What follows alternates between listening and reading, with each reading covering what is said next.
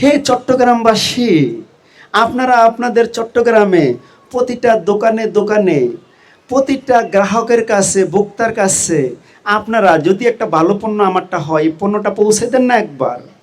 আচ্ছা, আমাদের দেশটাকে সফল করার জন্য বা অনেক উপরে উঠিয়ে নেওয়ার জন্য কি বিদেশিরা এসে উঠিয়ে দিয়ে যাবে, না আমরা যার যার স্থান থেকে যোগ্য ভূমিকা পালন করে বা ভূমিকা পালন করে আমরা উঠাইতে হবে? বলেন তো, আমরা যার যার স্থান থেকে ভূমিকা পালন করে উঠাইতে পারবো না? পারবো ইনশাল্লাহ।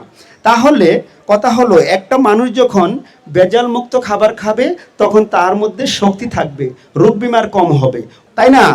তাহলে আমি একটা কথা বলি, আপনারা সবাই যার যার ফ্যামিলির সেবা করেন, এটা আমি চাই। ফ্যামিলির সেবা করতে গিয়ে যদি আপনারা আপনার সমাজের সেবাও হয়ে যায়, জাতির সেবা হয়ে যায়, মানুষের কল্যাণমূলক কাজ হয়ে যায়, এটা করা কি আর অপরাধ? এটা করতে পারলে আপনাদের ভালো লাগবে না? আপনাদেরকে যদি বলি যে আপনারা কে কে চান এই জাতিটার প্রতিটি মানুষের সেবা করতে, কার ইচ্ছা জাগে? ম্যাক্সিমাম লোক বলবে না আমার ইচ্ছা জাগে, তাই না? তো আপনারা কি করবেন, আপনাদের কাছে আমার একটা অনুরোধ, প্রত্যেক দোকানদার ডিলার ভাইদেরকে আমার অনুরোধ, যদি আমার পণ্যটা গ্রিস্টার তথা পাতাবাহার অ্যান্ড কনফিডেন্স গ্রুপের পণ্য যদি ভালো হয়, সর্বাপেক্ষা উত্তম হয়, তাহলে প্রতিটি ভোক্তার হাতে উঠিয়ে দিবেন। আমি একটা কাহিনী দিয়ে এই প্রসঙ্গটা শেষ করতেছি। আমরা কোথায় আটকে আছি? আমাদের গ্রামে একজন ডাক্তার ছিল, কামাল ডাক্তার। তো আমার হয়েছে পাতলা পায়খানা, আমি ক্লিয়ারলি বলি। তো হওয়ার পরে আবার সাথে কয়েকদিনের মধ্যে জ্বর উঠছে। গেলাম কামাল ডাক্তার কাকার কাছে। যাওয়ার পরে কাকা কি করছে, আমাকে জ্বরের ওষুধ, পাতলা পায়খানার ওষুধ দিচ্ছে, জ্বরের ওষুধ দেয় নাই। তা আমি তো তখন কলেজে পড়ি, বুঝেন না, কলেজ পড়ুয়া স্টুডেন্ট, একটা ব্যবসা আলাদা না। তো আমি বললাম, কাকা আপনি আমাকে জ্বরের ওষুধ দিলেন না কেন, শুধু পাতলা পায়খানার ওষুধ দিলেন? আরে বাবা, জ্বর যদি, আরে পাতলা পায়খানা যদি ভালো হয়ে যায়, জ্বর এমনি ভালো হয়ে যাবে, শুধু ওষুধ খাওয়া দরকার কি? তো আজকের জাতি যদি ভালো খাবার পায় তাহলে তাদের রোগ বিমার এত থাকবে না, তারা এমনি গায়ে শক্তি থাকবে, সবল থাকবে। তাইলে কি হবে, তারা ঠিক আছে, তারা এমনি উপরের দিকে উঠে যাবে ইনশাআল্লাহ। আর শুনেন, এই পৃথিবীতে দিনে দিনে মানুষ সংকুচিত হয়ে যার যাকে নিয়ে ব্যস্ত, মানুষত্ব হারাই ফেলতেছে। এটা বিশাল এই পৃথিবীতে, এই পৃথিবী এর মধ্যে 200টা ভাগে ভাগ হয়েছে। এই পৃথিবীটা 206টা ভাগে, এর মধ্যে 200 দেশ প্রায় স্বাধীন, আর 6টা দেশ এখনো স্বাধীন হয় নাই, আমি যতটুকু জানি আর কি। আপনারা কোন তো, হ্যাঁ, যেই দেশে আমরা কোনো দেশে, এক দেশ আরেক দেশে এখানে কাজ করতে যায়, আবার কেউ কাজ করায়। আচ্ছা, আপনাদেরকে আমার একটা প্রশ্ন, অন্য দেশে কাজ করতে যাওয়া কি গর্বের, না অন্যদেরকে কাজ করানো আনন্দের? কাজ করানো আনন্দের। আর আপনারা কি মনে করতেছেন যারা বিদেশ যাবেন, বিদেশ যাওয়ার পরে আপনাদেরকে জামাই আদর করে করে প্রথম শ্রেণীর নাগরিক হিসেবে ভাববে? না, এটা না ভাই। হ্যাঁ, আপনারা দেখেন পৃথিবীর মানুষগুলো আগে যত উদার ছিল, তারা এখন উদারতা নেই। আমাদেরকে নিয়ে আমরাই ভাবতে হবে, তাই না? আর এর জন্য আমাদের দরকার শক্তি। বলে কেমন? আজকের দিনে আমেরিকা থেকে 30-40 বছর থাকার পরও লোক অনেকদেরকে বাহির করে দিচ্ছে, কাগজপত্র সব কিছু আছে, তারপর এয়ারপোর্ট থেকে বাহির করে দিচ্ছে, দেশে ব্যাক করাচ্ছে না? আজকে আমি ইউরোপে ছিলাম, তো একবার ওই দেশে একটা জঙ্গি হামলা হয়ে গেল। হওয়ার পরে আমরা যারা ফরেনার, বাংলাদেশি, পাকিস্তানি, আফগানিস্তানি, যে যে দেশের আছে, আমরা মনে হয় 15-20 দিনে 1 মাস বাহির হইতে পারছি না। মানে যত দোষ নন্দ ঘোষ, অপরাধ করছে একজনে, এখন আমাদেরকে সবাইকে পাইলেই কোনো কথা নাই, মায়ের। আচ্ছা, নিজের দেশই, মানে কথাটা আমি বুঝাইতে চাচ্ছি, পরের দেশে আপনি যত বছরে থাকেন, দেখা যাবে যে আপনি নিজে, আপনার নাতিভতি কোনো না কোনো সমস্যা অন্যরা করবে, এটার বক্তব্যকে আপনাকে পোহাতে হবে। তাহলে আসেন না, আমাদের দেশটাকে আমরা নিজেরা গড়ে ফেলি, যার যার দায়িত্ব পালনকারী, তখন যার যার দায়িত্ব পালন করি। বলতে পারেন কিভাবে ভাই এটা করবেন? আমরা প্রথমে ভালো খাবার মানুষের হাতে পৌঁছাই দিই, তাই না? আগে মানুষগুলা সুস্থ হোক। কোন যে দিনে দিনে সুস্থ হয়ে যাবে না রে ভাই, এটা একটু সময় লাগবে। একটা দেশ গড়া কিন্তু 2-4 বছরও হয় না, এটা প্রায় 1 যুগের একটা সময় লাগবে। এই যে ইয়ং ভাই ব্রাদার আছে, আমার মনে হয় আল্লাহ যদি বাঁচায় রাখে, 1-2-3 যুগ তারা সবাই শ্রম দিয়ে যেতে পারবে ইনশাল্লাহ, তাই না? আগে আমরা কি করব, দেশের প্রতিটা মানুষের হাতে ভালো পণ্য দেব, দিলে তারা শক্তিশালী হবে, সবল হবে, তাদের ব্রেন থাকবে, বুদ্ধি থাকবে। তখন তারা কি করবে? নেশার দিকেও যাবে না, তারা কর্মের নেশার দিকে যাবে। আপনি বোঝার চেষ্টা করেন, একটা মানুষের গায়ে যখন দুর্বল হয়ে যায় তখন তার কাছে আর কিছু ভালো লাগে না। তখন তার বাপ মা একটা রাগ করলে সে কি করে? রাগ কইরা নেশা শুরু করে দেয়, এমন হয় না? আর গায়ে যখন শক্তি থাকে, আগের দিনে এটা হয়তো মনে হয়, যারা একটু সিনিয়র আছেন তারা বুঝতে পারবেন, বাড়ির থেকে রাগ হয়ে চলে যায়। কি করিম মায় বাড়ির থেকে রাগ হয়ে গেছে গা, 5 বছর আগে সেই করিম মায় করিম সাহেব হইয়া গ্রামে ফিরছে বা এলাকায় ফিরছে, এমন কাহিনী ছিল না? আর এখনকার ছেলে, হ্যাঁ, এই সাইদুর রহমান, সে কি করে? তাকে যখন বাবা একটা গালি দেয়, তার গায়ে তো শক্তি নাই, সে নেশার ঘুরে নেশা খেয়ে অন্য জগতে চলে যায়। ব্যাপারটা এমন হচ্ছে না? তখন তার প্রতি তার মায়া থাকে না। আর যখন গায়ে শক্তি থাকে, মায়া থাকে, তার মধ্যে ওই আত্মবিশ্বাসটা বেশি থাকে। বুঝতে পারছেন আমার ভাইয়েরা? বুঝতে পারছেন আমার ছোট বাবারা?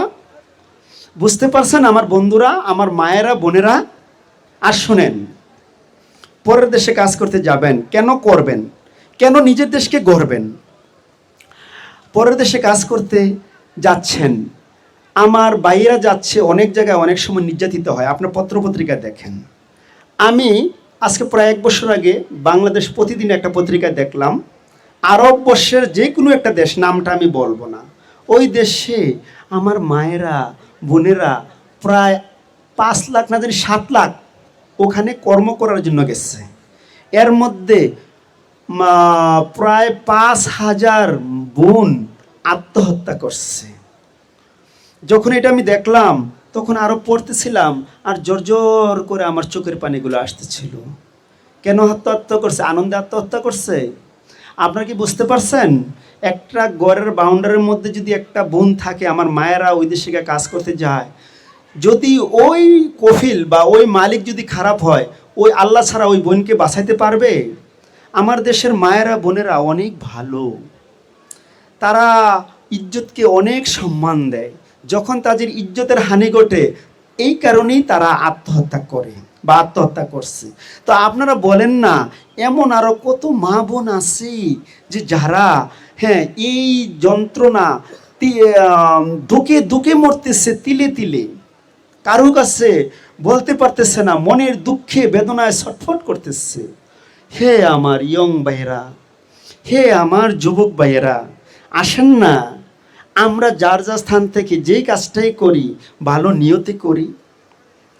হে চট্টগ্রামবাসী, আপনারা আপনাদের চট্টগ্রামে প্রতিটা দোকানে দোকানে, প্রতিটা গ্রাহকের কাছে, ভোক্তার কাছে আপনারা যদি একটা ভালো পণ্য আমারটা হয়, এই পণ্যটা পৌঁছে দেন না একবার। ঠিক আছে, মানুষগুলো সবল হোক, তাহলে আমরা, আমার বোন, তাহলে কি হবে? সবল ব্যক্তিদের বুদ্ধিমত্তা দিয়ে তারা অনেক উপরে উঠে যাবে।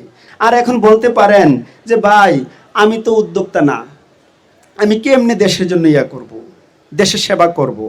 আমি যদি বলে থাকি, আপনারা সকলেই উদ্যোক্তা। কিভাবে উদ্যোক্তা, এটা আমি প্রমাণ করব। বলতে পারেন, দেশের অনেক জ্ঞানীগুণীর লোকেরা বলে যে তোমরা সবাই উদ্যোক্তা হও, আর যে উদ্যোক্তা হইতে পারবে না সে কি? সে হলো কি, অন্যের গোলাম হয়ে থাকতে হয়, তাই না? এমন কথা তো বলে, তাই না? বাইরে যে যত কথাই বলো, বাস্তবতার বাহিরে, প্রকৃতির বাহিরে যদি কোনো কথা বলা হয়, এটাকে আপনারা মানবেন না। ঠিক আছে, আপনি একজন ছাত্র, আপনি উদ্যোগ নিছেন, আমি ভালো কিছু করব, আমি লেখাপড়ায় অনেক আগে এগিয়ে যাব, আপনি মানে ছাত্র উদ্যোক্তা। আপনি একজন কৃষক, আপনি ভাবতেছেন আমি সবচেয়ে ভালো একটা ফসল ফলাবো, আপনি একজন সফল কৃষক উদ্যোক্তা। আপনি ইচ্ছা করছেন আমি চাকরি করি, আমার এখানে অনেকে আছে 10,000 15,000 টাকা বেতন পায়, অনেকে আছে 50,000 55,000 টাকা পায়। তাহলে সে একটা, এই লাইটটাকে একটু দেন, লাইটটা আমাকে ডিস্টার্ব দিচ্ছে। হ্যাঁ, তাহলে কি হলো? সে 50-55,000 টাকা যে পায়, সে সফল উদ্যোক্তা হলো না?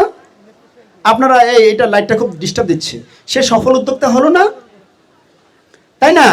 আমার কথাটা শোনেন, আপনি দোকানদারি করেন, আপনি মাছ ব্যবসা করেন, আপনি কৃষিকাজ করেন, আপনি লেখাপড়া করেন, আপনি দিনমজুরি করেন, আপনি বিদেশে থাকেন, আপনি শিল্পপতি হন, আপনি যে যে কাজটা করার মতন করতে পারবেন, আপনার মনে যেই কাজটা ভালোভাবে টানে আপনি ওই কাজটা মনে প্রাণে করেন, সফল হন, তাহলেই আপনি একজন সফল উদ্যোক্তা।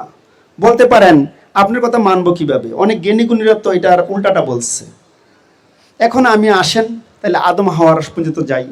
মা আদম, বাবা আদম, মা হাওয়া পৃথিবীতে আসার পরে ওনাদের ছেলেরা কেউ করছে কৃষিকাজ, কেউ ছিল কামার, কেউ ছিল কুমার, কেউ ছিল তাঁতি, কেউ ছিল জেলে, কেউ ছিল কৃষক, নাকি ইত্যাদি ইত্যাদি ইত্যাদি সকল কর্মের সমন্বয়ে কিন্তু পৃথিবীটা গঠন হয়েছে, নাকি? তাহলে আমরা কিভাবে একজন ব্যক্তি হইয়া আমরা কি ওই প্রকৃতির বাহির থেকে আদম হাওয়ার থেকে আমরা বেশি বুঝি? আর ওই প্রকৃতির যেই সিস্টেম করে দিচ্ছে, এই প্রকৃতির বাহিরিকা কথা বললে এটা গ্রহণযোগ্য হবে? এটা হবে না, এটা আপনারা মানবেন না। আপনারা নিজের প্রতি আস্থা রাখেন, যে যে কাজটা ভালো পারেন সেই কাজটা করার মতন করেন, তাহলে আপনি কি সফল উদ্যোক্তা। সবাই সফল হন যার যার স্থান থেকে। আচ্ছা, এখন বলতে পারেন, আমি আরেকটা উদাহরণ দিই। চায়নাদের কথা শুনছেন না? চিনেন সবাই? আচ্ছা, ওই দেশে কি ছিল? ওই দেশে একজনের বেশি বাচ্চা নেওয়া নিষেধ ছিল, কিছুদিন আগেও ছিল না?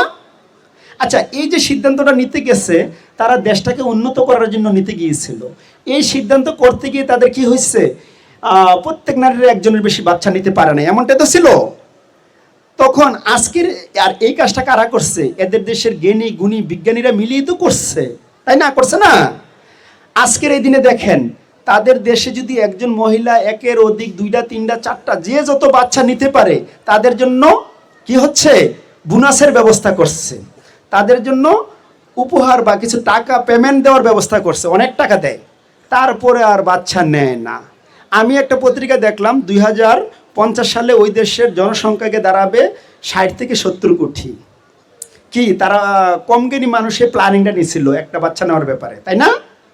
অনেক জ্ঞানীরাই নিয়েছিল, কিন্তু প্রকৃতির বাহিরে যাওয়াতে আল্লাহর ধরা বড় খেলা, আল্লাহর ধরা বড় ধরা, কি মনে করেন?